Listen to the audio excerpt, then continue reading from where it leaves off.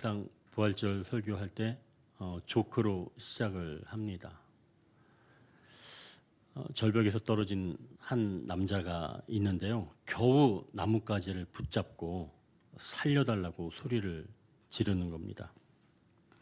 위에 누구 없어요? 제발 좀 살려주세요. 그러자 하늘에서 웅장한 소리가 들렸습니다. 걱정하지 마라. 내가 여기 있다. 나는 내가 믿는 하나님이다. 남자는 안심하며 물었습니다. 오 하나님, 제가 어떻게 하면 될까요? 그러자 하나님이 이렇게 말씀하십니다. 그 나뭇가지를 놓아라. 내가 너를 받아주겠다.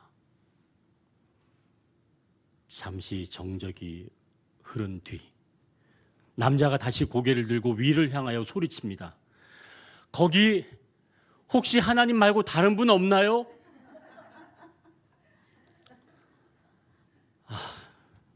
주님이 곁에 계시다고 말씀하셔도 우리는 내 눈에 보이는 다른 확실한 증거를 하나 더 요구하곤 합니다.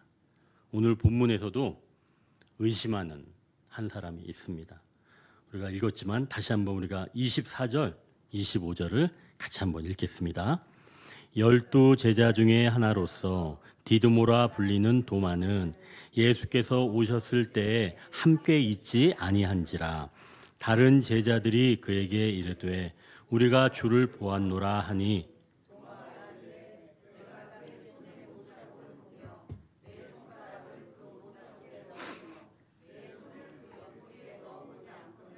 믿지 아니하겠노라 하니라.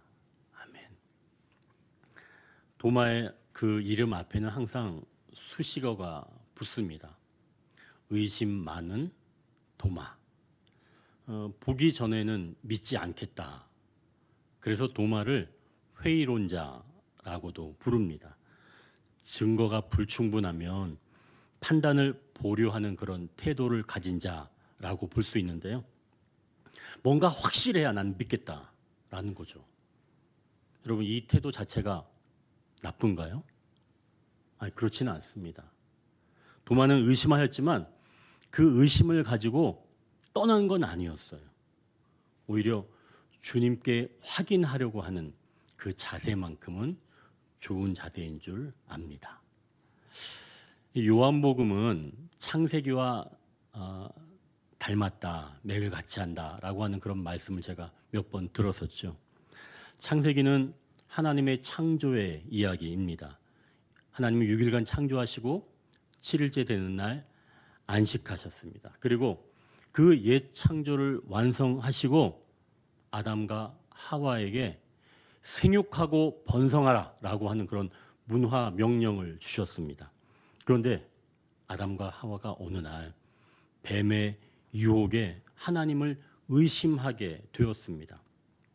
이 의심은 하나님의 선하심에 대한 의심이죠. 그 의심을 하나님께 가져오지 못하고 넘어지게 되어서 결국은 옛 창조에 큰 손실이 오게 되었습니다. 반면 이 요한복음은 부활하신 예수님을 통해서 새 창조가 완성되는 것을 보여줍니다. 그런데 도마는 이 새 창조의 역사를 의심하는 겁니다.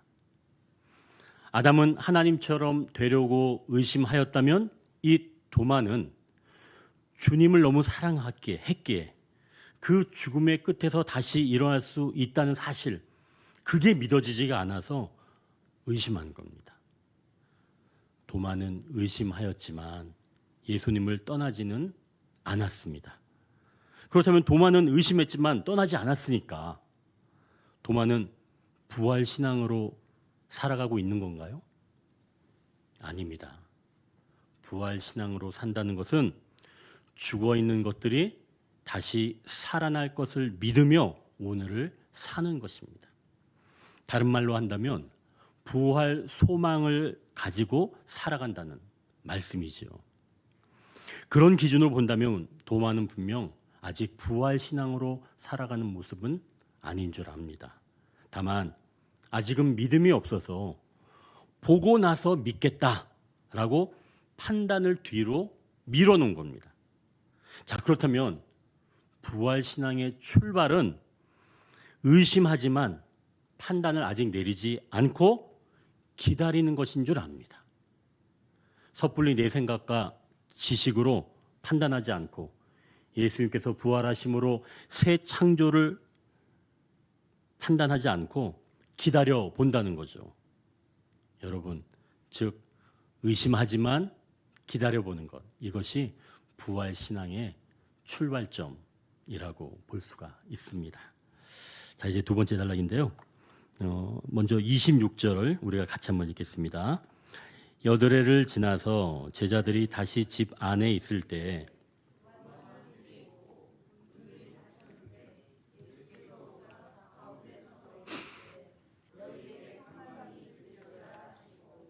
아멘. 지금 예수님이 부활하시고 제자들에게 처음 오셨을 때, 그러니까 지금 말고 처음 오셨을 때 제자들에게, 그때는 도마가 없었다는 거예요. 그래서 이제 도마가 의심한다는 것을 예수님께서 아시고 도마가 있을 때 다시 찾아오신 겁니다. 제자들은 이번에도 문을 닫아놓고 있었다는 거예요. 근데 그때 예수님께서 그 닫힌 문을 통과해서 들어오셨다는 겁니다.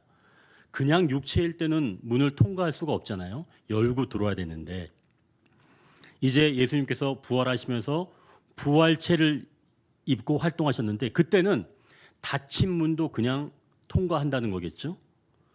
그러니까 부활체를 입을 때는 현실의 문 앞에 있는 그런 제약 없이 드나들 수 있다는 것 아니겠어요?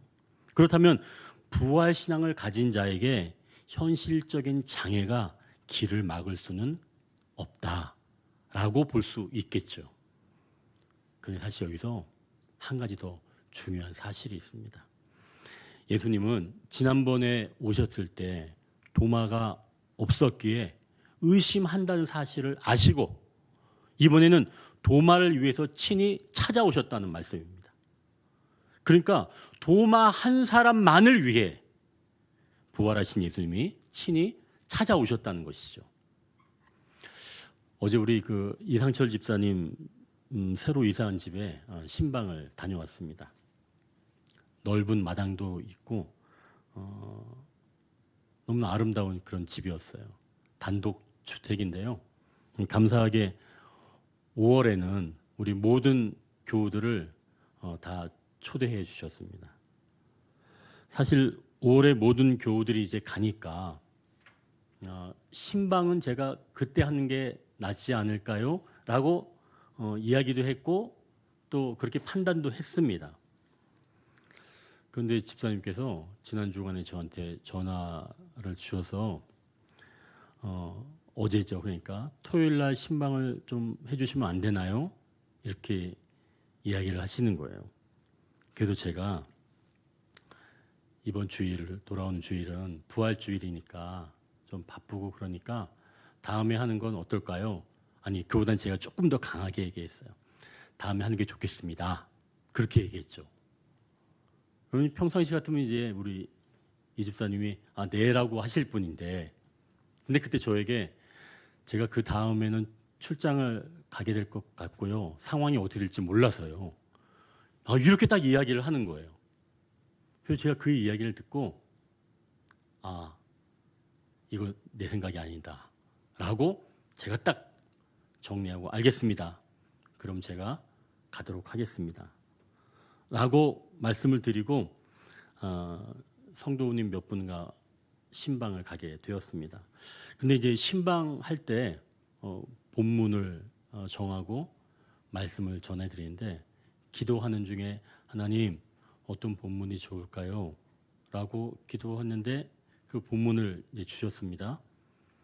이제 성경 본문과 구절, 그 구절이 어떤 구절인지 아직 모르고 골로새서 2장 8절에 대한 구절만 딱 주신 거예요. 그래서 펴서 연구를 해보니까 우리 이상철 집사님에게 상황에 딱 맞는 그런 말씀이었던 거예요. 그래서 저 준비하면서 저게 굉장히 놀랐습니다. 그리고 우리 집사님도 말씀을 받으시면서 정말 큰 은혜를 받으셨죠. 그래서 울면서 함께 은혜를 나누게 되었습니다. 제가 교회 전체 일로 바빠서 신방을 미루자고 하였는데 하나님은 한 명의 성도를 위해서 저의 마음을 움직여 주신 거예요. 그 마음으로 함께 하니까 모두 은혜를 받은 거죠. 이렇게 사람인 저희가 한 사람을 위해 움직인 것도 감동이 있는데 부활하신 주님께서 의심하는 도마 그 한 사람을 위해서 지금 찾아오신 겁니다. 부활신앙을 갖고 산다는 것은 주님은 나 한 사람을 위해서도 찾아오신다 라고 하는 것을 믿는 겁니다. 여러분 그거 믿으셔야 됩니다. 부활의 주님은 나 한 사람을 위해서도 찾아오신다. 그걸 믿는 거예요. 주님은 바로 그런 분이세요. 의심하고 있는 한 사람, 그리고 외롭게 홀로 서 있는 그 성도 한 사람, 그 한 사람을 위해서 주님은 먼 길을 마다하지 않으신다는 것이죠. 이분이 바로 주님이세요. 여러분 기억하십시오. 주님은 우리 한 사람 한 사람을 찾아오시는 분인 줄 믿으시길 바랍니다. 자, 이제 27절을 우리가 같이 한번 읽겠습니다. 27절. 도마에게 이르시되 내 손가락을 이리 내밀어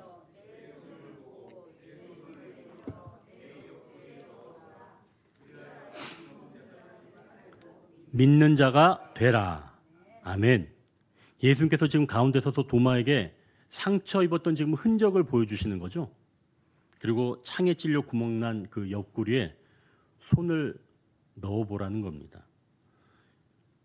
여러분 부활의 육체는 상처가 완전히 깨끗하게 치유해서 흔적이 사라지는 건 아니라는 거예요.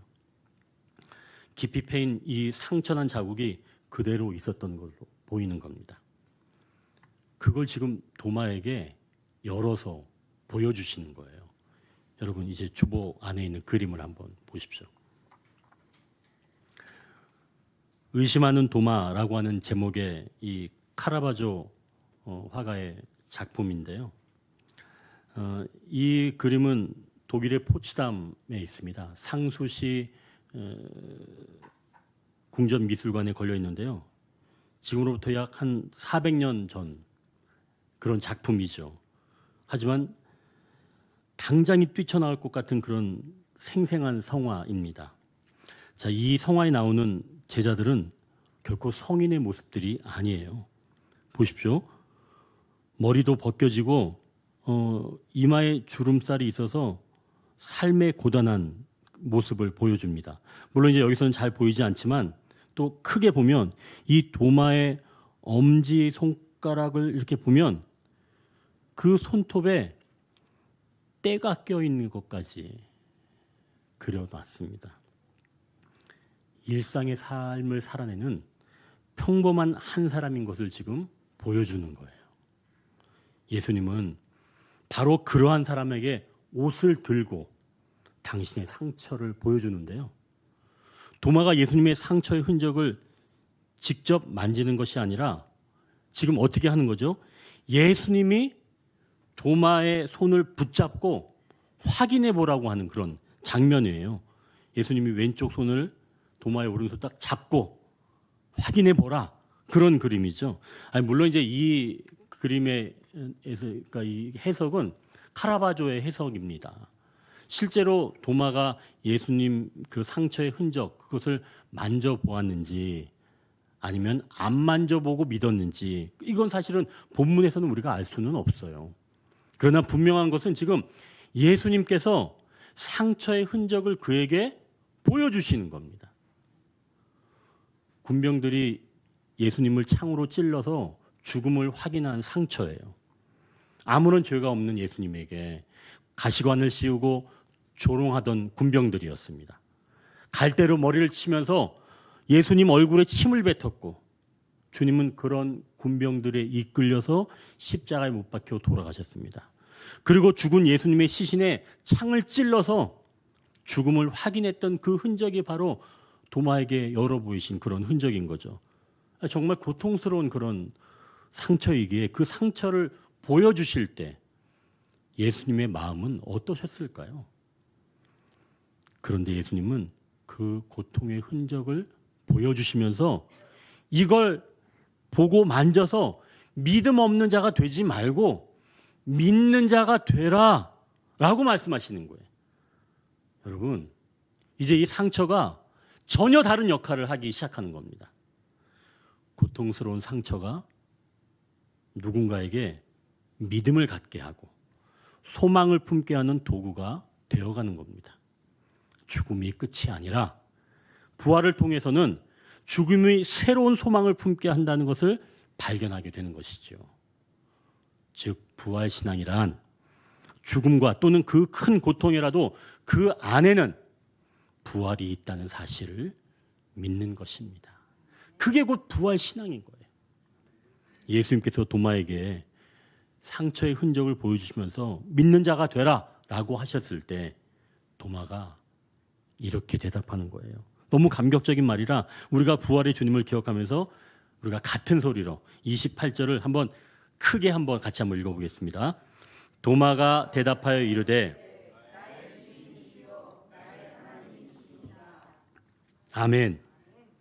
지금 불과 일주일 전에는 부활의 예수님을 믿을 수 없다고 말했던 도마였죠. 그런데 오늘 주님이 보이신 이 상처의 흔적으로 도마가 고백하게 된 겁니다. 나의 주님이시요 나의 하나님이시니이다.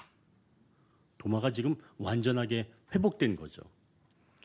예수님을 하나님으로 고백한 건 사복음서 통틀어서 이 부분밖에 없습니다. 그러니 이 고백이 얼마나 위대한 고백입니까? 또 요한복음 1장에서 요한이 이렇게 선포해요. 이 말씀은 곧 하나님이시니라. 그런데 지금 이 요한복음 20장 28절 도마가 마지막으로 응답하는 겁니다. 나의 하나님이시니이다. 가장 의심 많았던 도마가 그 입을 통해서 예수님이 어떤 분인지 가장 극적이면서 정확하게 말하는 거예요. 죽음에 이르게 했던 그 상처를 전혀 다른 각도에서 보게 될 때 주님을 바라보게 됩니다. 그리고 주님이 어떤 분이신지 고백하게 되는 거죠.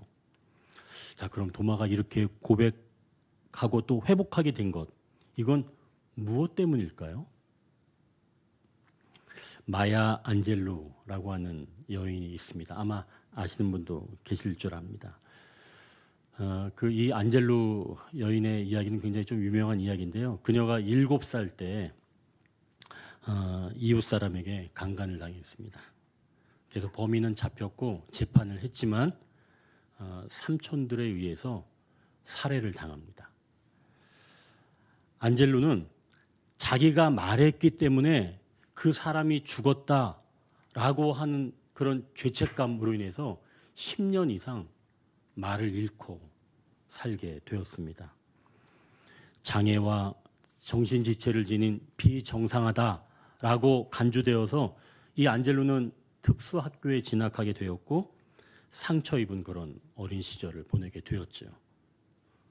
하지만 그녀는 그 힘든 삶을 극복했습니다. 그리고 자애와 온정, 감사와 믿음과 사랑을 지닌 여성이 되었습니다. 클린턴 대통령 취임식에서는 그녀가 지은 시를 직접 낭독하게 되었고요.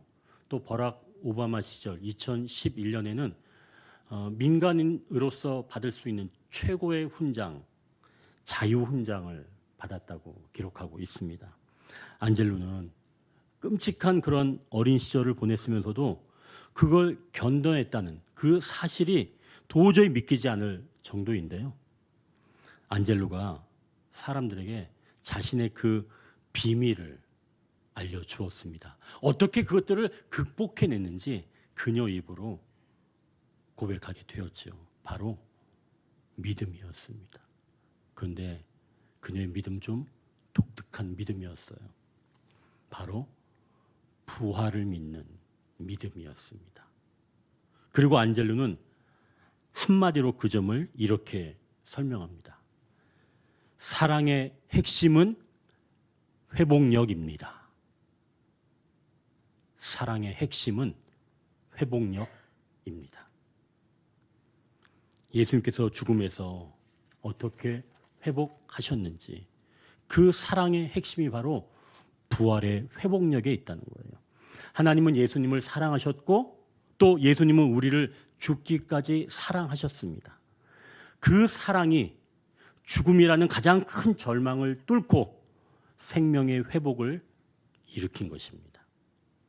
오늘 본문에서 예수님은 도마의 손을 직접 붙잡고 당신의 상처로 인도하십니다. 그 자비로운 사랑이 도마를 회복시킨 것이죠. 이제 도마에게 그 상처는 더 이상 주님의 패배가 아닙니다. 나를 위해 하나님이 직접 겪으신 그 사랑의 흔적으로 변화된 거죠.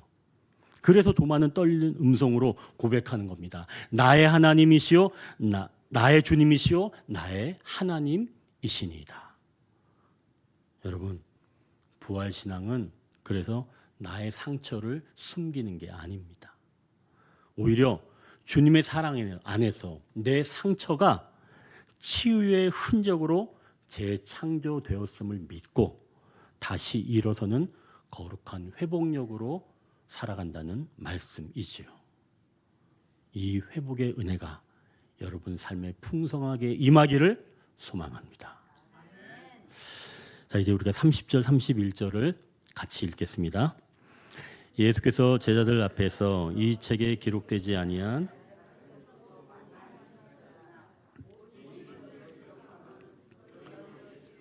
하나님의 아들 그리스도이심을 믿게 하려 함이요 또 너희로 믿고 그 이름을 힘입어 생명을 얻게 하려 함이니라.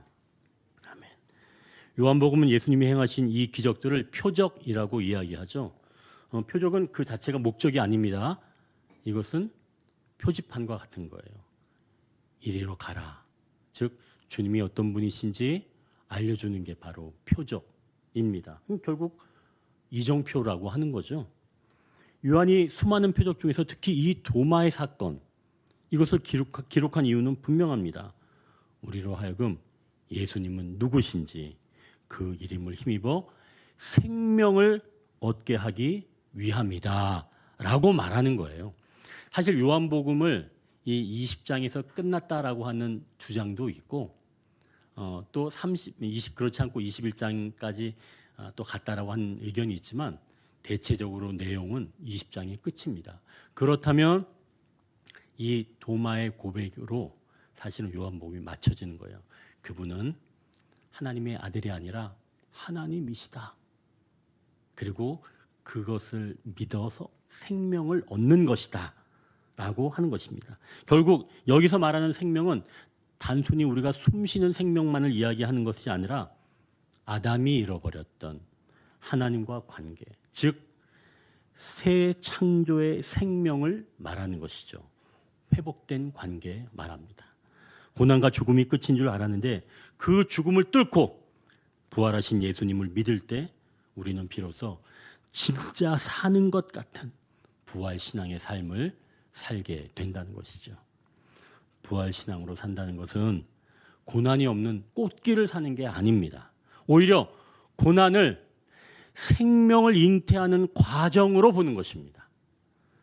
씨앗이 땅에 묻혀서 으깨어지는 고난, 그것을 통과해야 비로소 싹이 트듯이 우리 인생의 아픔과 눈물도 부활의 주님의 손에 들려지면 생명을 얻게 하는 통로가 된다는 것이죠. 그러니 여러분, 인생의 아픔과 눈물 이런 것들이 주님 손에 들려져서 마침내 생명의 통로가 된다라고 하는 고난을 보는 새로운 시각이 여러분들 가운데 열려지기를 소망합니다. 이제 말씀을 정리합니다. 오늘 우리는 도마를 통해 부활 신앙이 무엇인지 우리가 나누었습니다.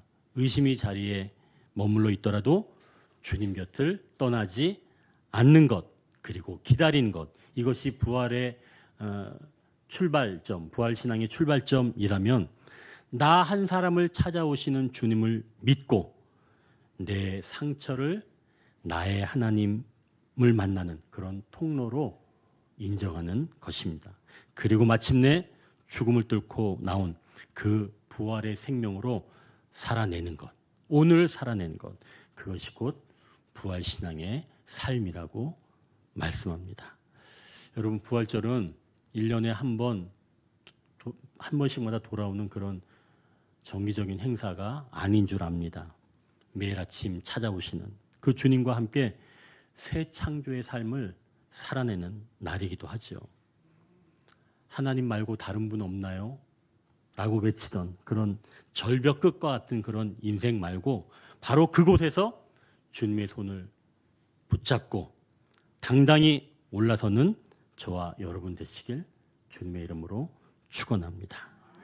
잠깐 기도하겠습니다.